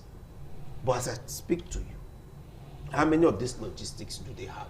Have you seen some countries' military personnel or their police? I was in Saudi Arabia. The vehicle the police were using, most of is similar to most of the big boys vehicles we use here, like our politicians are using. The SUVs our politicians are using are some of the SUVs that the police are using. Go to other developed countries. I have not visited others. You see the vehicles that their military personnel are using. But come to Nigeria, check our military vans and see how racketeer they are. Is it the police van that you have to before it will start? So how do you intense? And look at the guns our policemen are holding. In some other countries, they don't use them. They are not like toys. They don't use them any longer. They are outdated. Go, arsenals. And compare the arsenals with what our personnel are using currently. You know we are far back. We are far back behind. And how do you expect them to fight this insurgency? Two things are involved. The willpower. They don't care whose ass is God. Fight these people. And secondly, equip them with the latest facilities and see whether our military will not be able to triumph. Thirdly, again, let me quickly add this one. Their welfare. Their welfare, for crying out loud. Those military people you see on the highways, if you are very close to one, they ask them their salary, you shed tears. And he has a wife and children in the barrack. And go to the barrack and see the living condition. You will not even wish your enemy to be a military man, let alone even your brother. How do you expect the morale to be high to die for this country? And yet you wanted to defeat this insurgency. My brother, so many things are wrong. Not just only sacking, like as you said. Let them inject money or not, or the money we are seeing on paper, maybe they are not implementing it. Because I'm coming to that. What about billions and trillions given to this person? Let them inject money.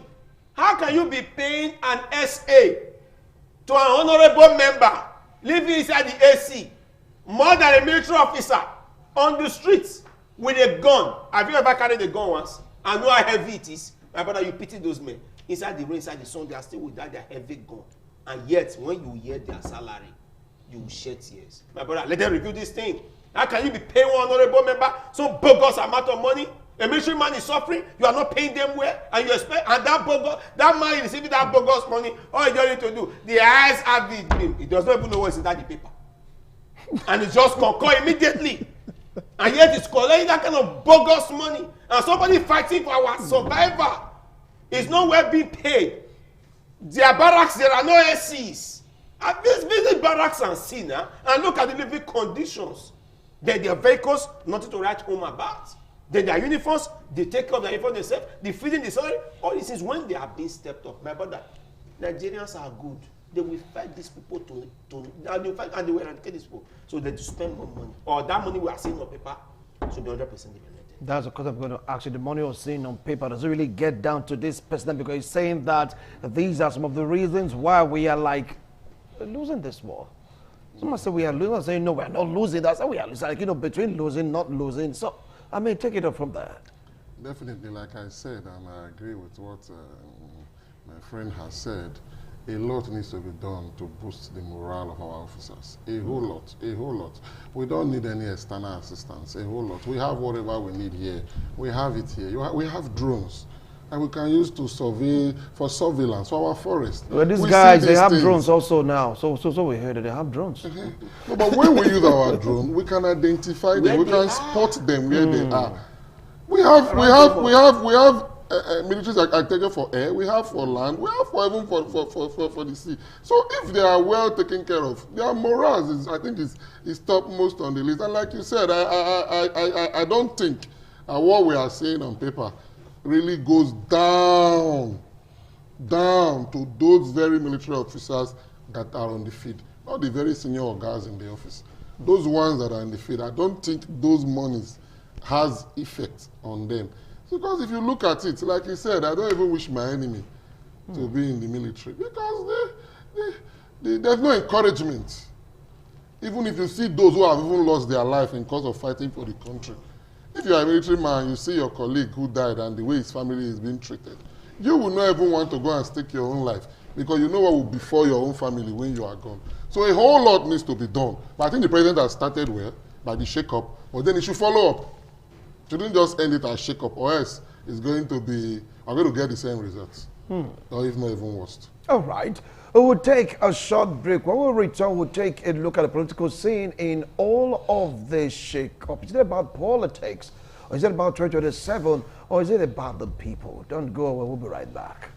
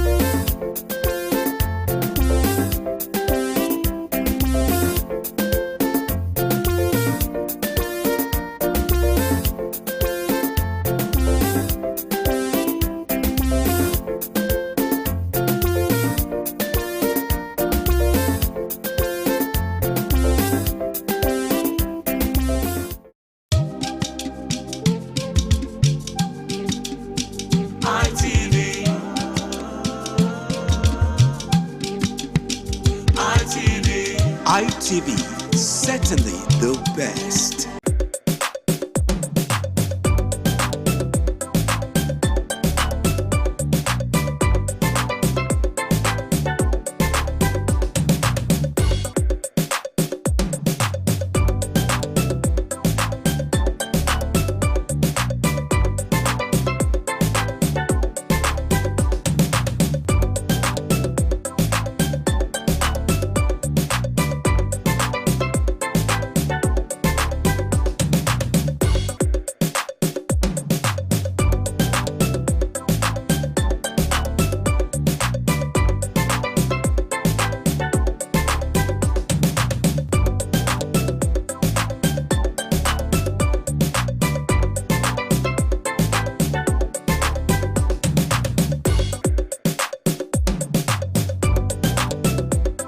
Thank you so much for staying tuned. If you just joined us, this is TMR taking a look at the shake-up in the military. Yes, the right thing to do or self-preservation. Some are saying they begin to sense politics in all of this, talking about the legacy of Mr. President, talking about also the retention of power. Now that is what this shake-up is all about. It's not about the people, but it's all about self-preservation as the president of the country. Do you share this view, Ahmed? That he's doing it to retain power. An average politician, that is your first aim now, to get power, to hold on to that power, and to sustain that power. In fact, as a leader, that is your first goal. No leader will want to be in any position and want to be taken off. Those type of leaders are very rare. They are the ones that will just say, I don't tire, I'll make a Kukuma leave the stage. They are very rare. And such leader, according to some comedians, say you can't find such in Africa. You understand? If at all, you can't even find such in Africa. So for you saying that maybe for his own sustainability of power, yes, it may be. And he has not done wrong by that, by sustaining his own power. But our call is still that Nigeria should be safe for you and I. Most of us traveling, like me, I love traveling. In fact, I love traveling in the night. That is when the coast is very clear. The weather is conducive. The roads are empty. But since the advent of these insurgents, I can't try it again. I love traveling in the night. Just leave it for me 11 p.m., 12 p.m. Just leave me on the road. That is when I can run to the maximum of my speedometer. But since the insurgents, we're not even talking about the bad road now, because that one you're already killing yourself too, because you cannot even run again. You see your pothole. But for the insurgents, let them tackle this so that you and I will be free. You can't even flaunt your words again because you are on the target. The kidnapping is not only being done in the bushes again; they are done in the streets. That is for the southern part. Where for the northern part, it's purely insurgents. That we were here in this studio where Fuskara and Castina. They have no choice again. The local government chairman have to tell you that they've tried their best to find a dialogue. Let's come to a truce. That is why we now have like a parallel government. You, they own your part, maybe they own my part, but we'll go live, we'll coexist together peacefully. And yet, you expect military heads not to be removed. If you cannot face that same thing, then you should resign and you'll be removed. And who will face it? Come. A governor once said, they know where these people are, but they don't have the authority to command them. You that is giving the authority, you are sitting there in an AC con the order. Or you gave your boys the order and they refuse to do, and you refuse to sack them. So what are you not doing in the office? So my brother, the major shake-up is okay. Like I was even telling my doctor here that I would have even loved them to reduce all of them down to start from the lieutenant colonel. So that all these other big men, like at least they've enjoyed the military. Let them go and sit down. If they tell you what this, in fact, it is a national TV, not everything I have to divulge here. In fact, they should just remove all of them and let's start from lieutenant colonel. Look at countries that are moving. Was this Burkina Faso guy? He's not a captain. He's not even up to the rank of a lieutenant colonel. So all these are our big ogas. Let them go and relax and enjoy. Let them go to Dubai and enjoy their money and leave this feed for the lieutenant colonels downward and let them tackle this thing and see if we will not reduce these insurgents to a barest minimum. But meanwhile, that is not to say the willpower will not be there. The president should start the willpower by giving that order that you don't care whose ass is God, even if it's an SS general zone. Go there and flush these people out and see whether Nigeria army will not be victorious. Wow. Someone saying that this shake-up will mean nothing because after all, other administration led by former president did the same thing. Nothing worked. Do you think this will have any impact or effect, Doc? Yeah, actually, just like I said when I started, I will reiterate again. It is not enough to do the shake-up. There are other things that should follow, which we have been saying, and which my friend here has also added to. So, it is only in that light it will work. But if you just solely believe that, oh, we have done the shake-up, we have new leadership, things will work from here. No. It's doing the same thing the same way and expecting a different result, which is not possible. So a lot needs to follow this check-up. And most importantly, benchmarks should be set for them with timeline attached to it on how they intend to reduce the insurgency to the barest minimum. So for me, a lot needs to follow.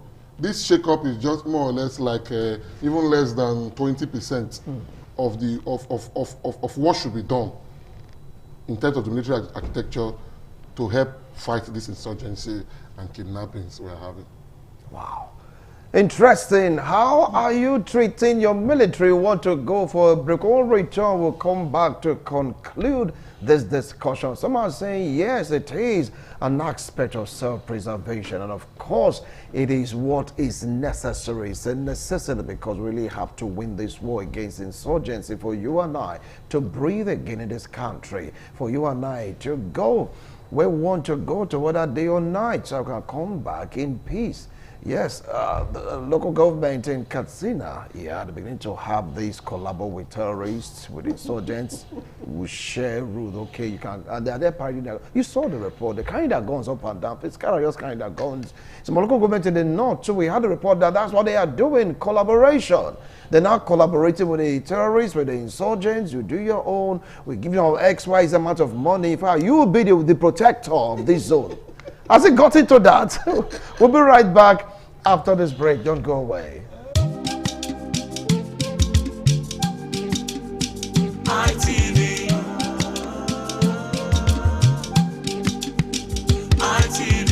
ITV, certainly the best.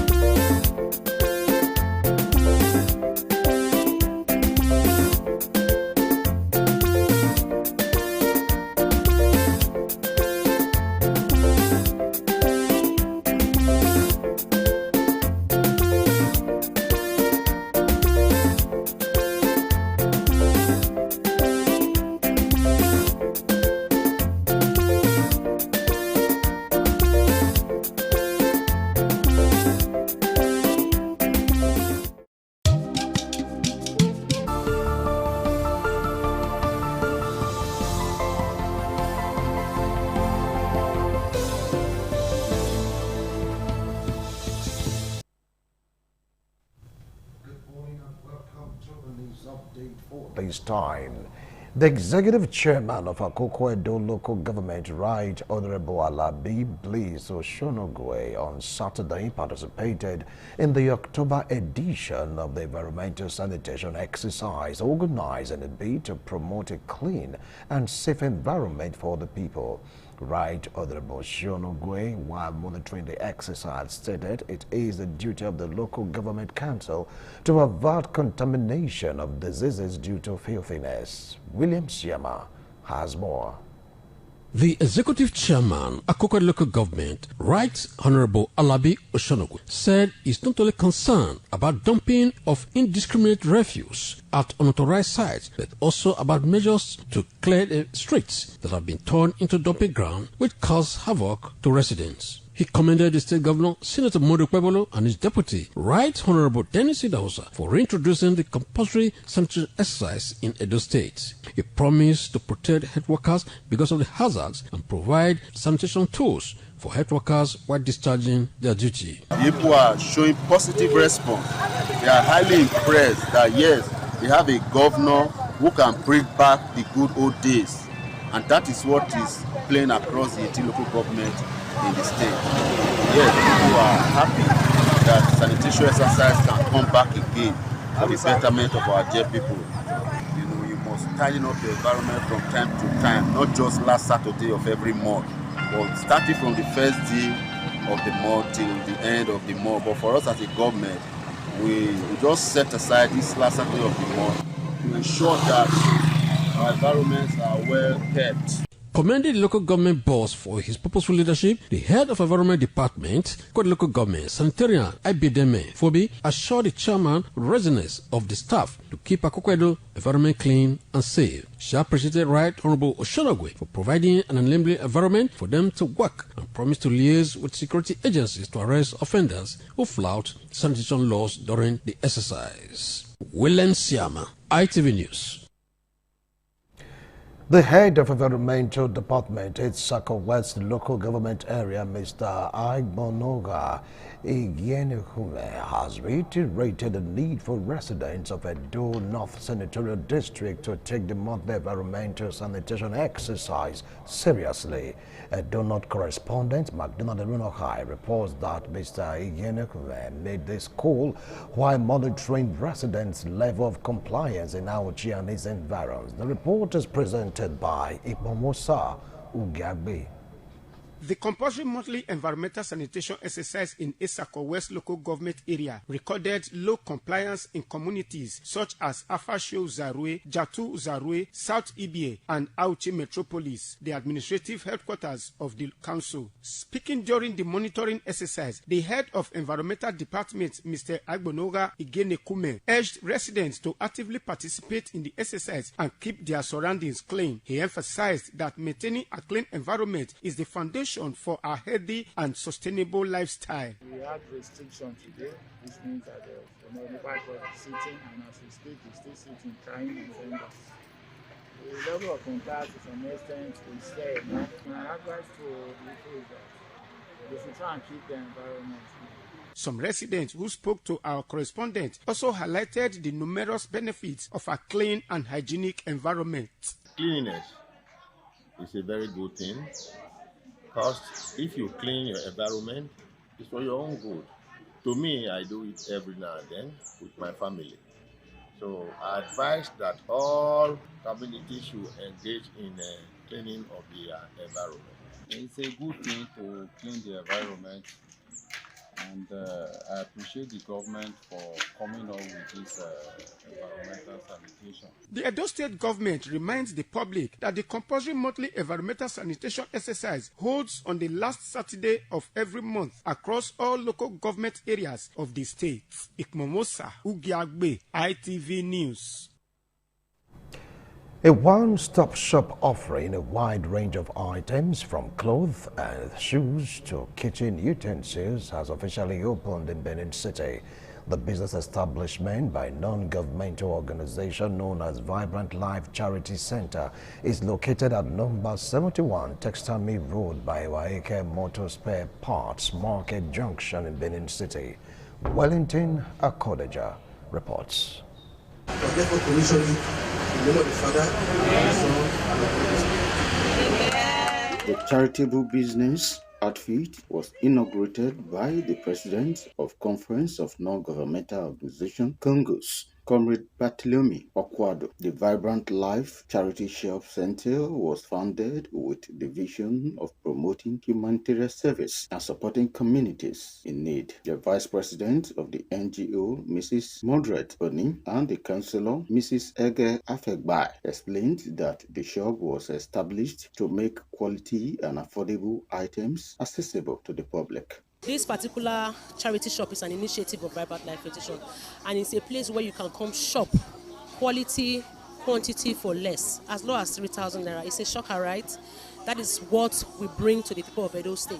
We are for the people. We don't have so much, but the little we have, we spread the love. Open a food bank, set up a library where everybody, especially secondary school, we have free access to read, to improve on our charity shop, also to make people enjoy life in our own little way. Comrade Bartholomew Okwado and Dr. Bright emphasized that customers can purchase quality goods at prices starting as low as 3,000 naira. The things that are sold here, they have quality type, quality, and it's affordable. The highest cost here is 3,000 naira. Items come by charity donation, and of course, the proceeds from this charity shop will also go into reaching out to the less privileged in our societies. Thank you for Vibrant Life Foundation for giving us this opportunity to shop for less. The Vibrant Life Charity Center is located at number 71 Testami Road in the city. From Benin, Wellington, Akodeja, ITV News. A political analyst, Barrister Abubakar Yusufu, has called on President Bola Tinubu to stop shying away from seeking help from foreign mercenaries in the fight against the worsening insecurity in the country as other developed countries do. Efosa Owangwe reports. The worsening insecurity, kidnapping, Boko Haram terrorists, and criminal herdsmen, among others in Nigeria, is fast becoming embarrassment to the country in the eyes of the international community. The recent change of service chiefs by the president is not seen in some quarters as the solution to the insecurity. Azava urged the president to think outside the box. A political analyst, Barrister Abubakar Yusuf, who joins the program virtually from Lagos, says the president should jettison pride and engage foreign mercenaries to collaborate with security forces to fight insecurity head-on. So we really need to study this fighting and all that. And let me also mention how Jonathan, no matter the shortcomings, was able to checkmate this insurgency in his time. What did he do? He invited foreign interest from South Africa, and he actually postponed his elections. And within 6 weeks, our bushes and our forests were cleared of insurgency. But I'm surprised that the country is reluctant to develop cold feet, and they do not want to engage concerns. Listeners on radio and viewers on television also contributed through phone calls. When you look at the feedback you are getting, they are not good enough. Fire the service chiefs.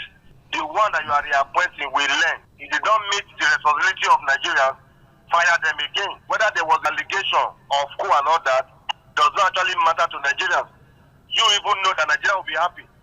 But sincerely speaking, they have not lived to expectation. So firing them now is already out of time. And I think that the new one that are coming right now should not be business as usual. Politics Today is a news and current affairs program at same time on ITV and radio every Saturday from 10:30 to 11:30 in the morning. From Benin, Efosa Owangwe, ITV News. Few days after the people of Iyekeze in Ovia Northeast local government area of Edo State have called on the Benin monarch to intervene in the boundary dispute between it and Iguomo community, natives of Iguomo community have come out en masse to insist that the disputed land belongs to them. Jonah Omowa, who covered a meeting between the two communities presided over by security agencies, has details.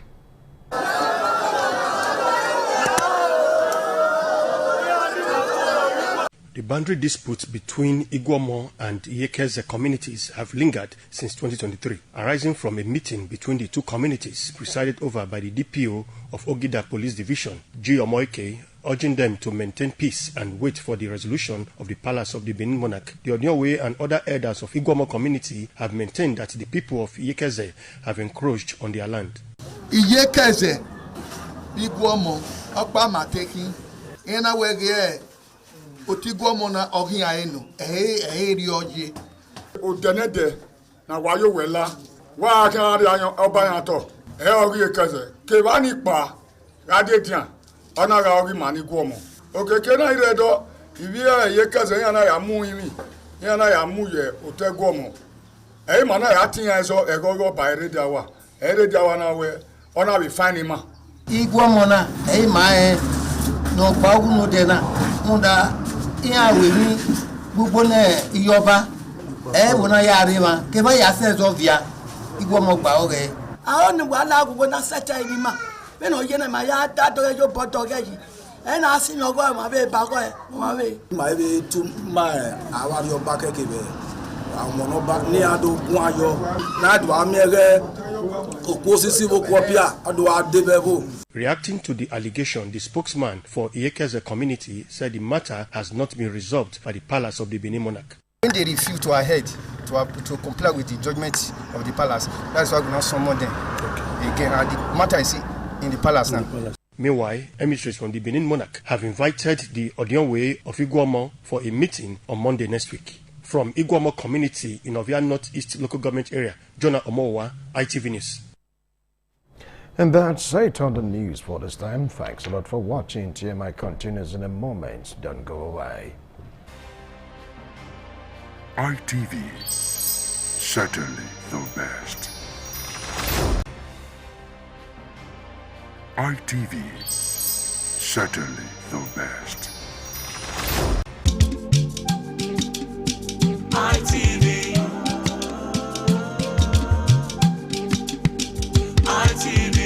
ITV, certainly the best.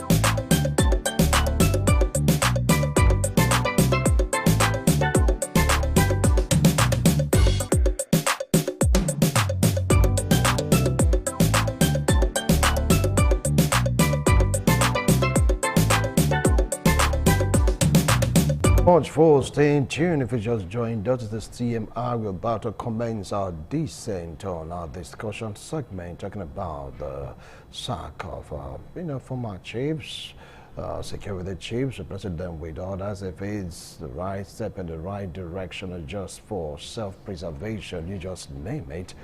All right, I still have a Mediwake and of course Larry and Noma.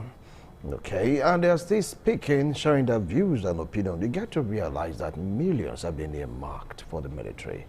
Millions have been earmarked also for the purchase of equipment. You heard about the Tucano jet, and about the jet bombers and the rest of them. But how did you not come up with the notion that the personnel are not well paid? Knowing you fully well that trillions in naira right now, not in dollars, have been earmarked for this campaign. Ahmed. The best way to get this information is by interviewing the recipients. Those are supposed to be the receivers of this money you are quoting. But they're not forthcoming. But they are not forthcoming. So if you doubt it, just meet up with any of the officers. Not the officers carrying one ego or carrying a redneck. Meet the officers that is they call the rank and file. They could ask any of them, the corporal, the sergeants, the WO in the army, ask them their welfare. And these are the foot soldiers. If you check about the soldiers fighting in the war there, the senior officers among them is not up to 40%.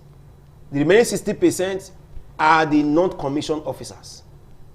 And these are the persons that ordinarily, from my thinking, I'm not a military personnel, that ought to need a better welfare, to boost their morale, to enable them to stake their life for their country. Just interview the journalists. Just, okay, this is going to be off camera because of their job is at stake. Interview them, ask them their salary, the welfare of their barracks, how their children are being taken care of, and those who have lost their lives, how their wives are being treated. You will unravel all this whole thing.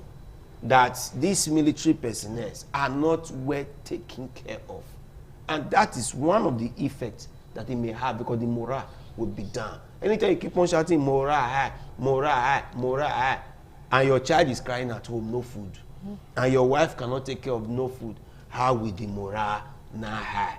And the officer that was gone down, not that the children are placed on scholarship, not that there's a free housing for them to continue to be living on, how do you expect the morale to be high?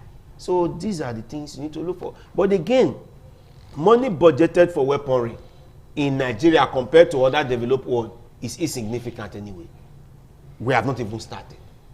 When you look at the budget of the military of the United States, for example, compared to Nigeria, when you divide it into 10, we've not even got to one part of it. But having said that, the rank and files officers need to be well taken care of. That is my plea. With that, we'll have a headway. Do you feel that with that will have a headway they are well taken care of? Because you get to see some military men, no matter their rank or file, they are living large. Some can purchase nice cars, good cars. I mean, they're the ones standing on the road. I think you are talking of the senior officers. No, not about the senior officers. I mean, just normal military men. They are balling, so to speak. Business attached. So for me, it's not even, it's not far-fetched. Apart from the fact that this is part of our friends, we live with them, we talk with them. It's not far-fetched because even when you yourself, take a stroll, go to their barracks and see. So when you see the condition of living, that should tell you the kind of life or whatever they are paid looks like.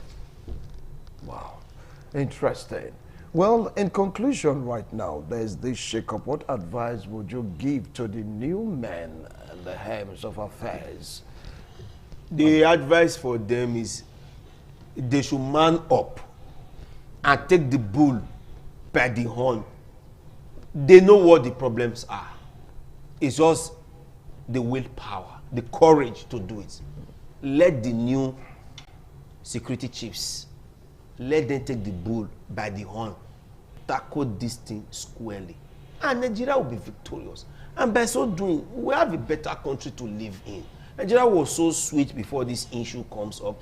Cost of living was so cheap. That was why we're not bothered about the salaries we are being paid. That was why we're not bothered about the economy. Because once a farmer is able to farm his beans, farm his rice, and you cook, and you eat belle, for everybody, they happy, they celebrate. Even when our naira was mostly very valueless. But we never give it them.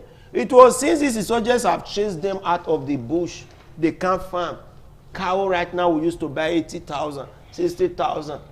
If you did not hold $1 million now, you cannot buy a cow. Except the cow that you can see the skeleton.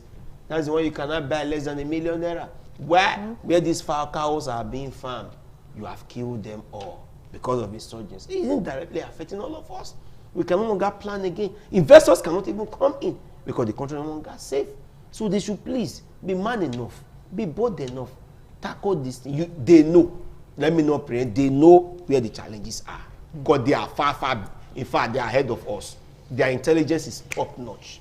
They know where the problems are.